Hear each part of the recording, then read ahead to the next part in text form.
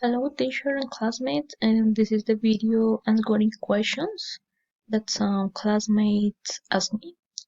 So we're going to start with Hector questions.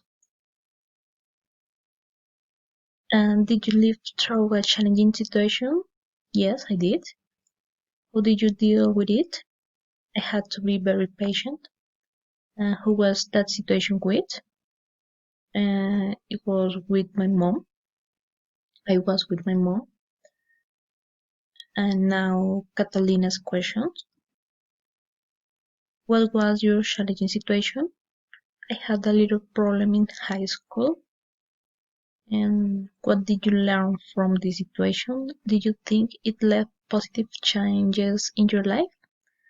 And yes, I learned to handle situations with sincerity from the beginning.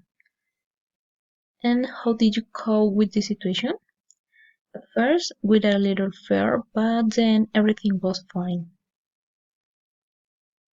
And for the end, Alejandro's question. First, tell me about challenging situation. And so it was in the last years of high school. Some classmates and I had a little problem at school. And two, can you tell me a date? And the situation was in 2017. And three, how would you feel? I felt a little bad at first, but then everything got better. Thank you.